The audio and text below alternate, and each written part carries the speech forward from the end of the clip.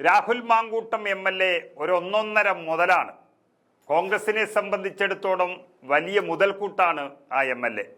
അദ്ദേഹം സഭയിലെത്തിയതിനു ശേഷമാണ് കോൺഗ്രസും UDFും സഭ നിറഞ്ഞ് കളിക്കുന്നത്. എതിരാളികളുടെ മനസ്സിനെയും ഇച്ഛാശക്തിയെയും തകർത്തു കളയുന്നൊരു പോരാട്ട വീര്യം ഇത്തരത്തിൽ ഒരു നേതാവിൽ കാണുന്നത് അപൂർവമായിട്ടാണ്. ഭീഷണിയും തനിക്ക് പുല്ലാണെന്ന് പറയുക മാത്രമല്ല, അതേ ധൈര്യത്തോടെ തന്നെ നിന്ന് പ്രവർത്തിക്കുകയും ചെയ്യുന്നതാണ് ഒരാളുടെ തൻ്റെടം എന്ന് മനസ്സിലാകുന്നത്. അതാണ് കഴിഞ്ഞ ദിവസം പാലക്കാട്ട് നമ്മൾ കണ്ടതും. MLAക്കെതിരായ BJP ഭീഷണി വലിയ തോതിൽ വന്നിരിക്കുന്നു. പക്ഷേ ആ ഭീഷണിയിൽ അദ്ദേഹം ഒരു കാര്യം BJPയെ വീണ്ടും അറിയിച്ചിരിക്കുകയാണ്.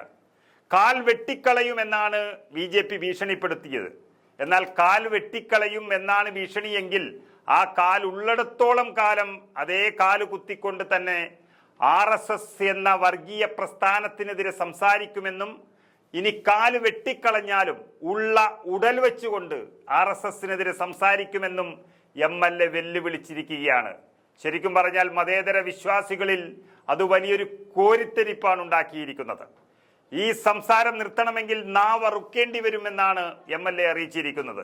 പിന്നെയും RSSനെതിരെ തന്നെ പ്രവർത്തിക്കുമെന്നും, നാവറുത്താലും ഞാൻ മുന്നിൽ നിന്ന് പ്രവർത്തിക്കുമെന്നും അദ്ദേഹം പറഞ്ഞിരിക്കുന്നു. അതുകൊണ്ട് ഇത്തരത്തിലുള്ള വിരട്ടുകളൊന്നും തൻ്റെ അടുത്ത് വേണ്ടെന്നും അതിവിടെ ചെലവാകില്ല എന്നുമുള്ള കാര്യമാണ് അദ്ദേഹം ഓർമ്മിപ്പിച്ചത്.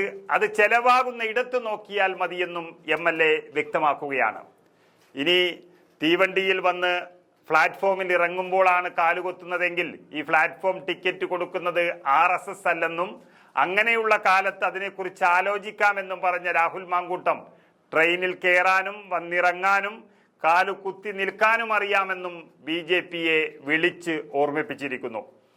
നമുക്കറിയാം, നൈപുണ്യ വികസന കേന്ദ്രത്തിന് RSS നേതാവിൻ്റെ പേര് നൽകിയ ഒരു വിഷയത്തെ നിയമപരമായും ജനാധിപത്യപരമായും രാഷ്ട്രീയപരമായി തന്നെ നേരിടുമെന്ന് അദ്ദേഹം പറഞ്ഞിരിക്കുന്നു.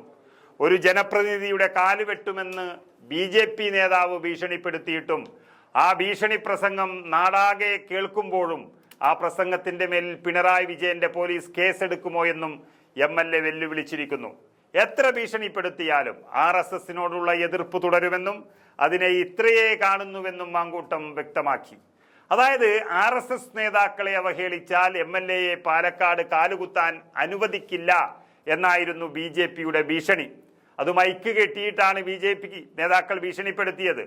ഇന്നലെ പാലക്കാട് നഗരസഭയുടെ ഭിന്നശേഷി നൈപുണ്യ കേന്ദ്രത്തിന് RSS നേതാവിൻ്റെ പേരിട്ടതിൽ പ്രതിഷേധിച്ച് MLA ആ നീക്കം തടയുകയും ചെയ്തിരുന്നു.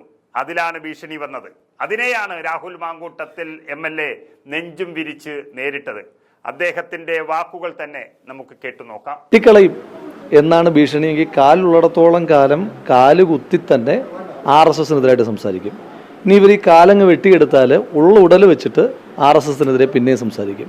ഈ സംസാരം നിർത്തണമെങ്കിൽ ഇവർ നാവിറക്കേണ്ടി വരും. പിന്നെയും RSSനെതിരായിട്ട് തന്നെ പ്രവർത്തിച്ചുകൊണ്ടിരിക്കും. അപ്പോൾ അതുകൊണ്ട് അമ്മാതിരി വരട്ടൊന്നും വേണ്ട. അപ്പം ടിക്കറ്റ് കൊടുക്കുന്നത് RSSന്റെ ശാഖയിൽ നിന്നല്ലെന്നാണ് ഞാൻ മനസ്സിലാക്കുന്നത്. ഇനി RSSന്റെ ശാഖയിൽ നിന്ന് പ്ലാറ്റ്ഫോം ടിക്കറ്റ് കൊടുത്തു തുടങ്ങുന്ന കാലത്ത് നമുക്ക് അതിനെപ്പറ്റി ആലോചിച്ചാൽ മതിയല്ലോ. എന്തായാലും പ്ലാറ്റ്ഫോം ടിക്കറ്റ് എടുത്തിട്ടോ അല്ലെങ്കിൽ ട്രെയിൻ ടിക്കറ്റ് എടുത്തിട്ടോ ഒക്കെ ട്രെയിനിൽ കയറാനും അറിയാം, വന്നിറങ്ങാനും അറിയാം, പാലക്കാട് കാലുകുത്തി നിൽക്കാനും അറിയാം.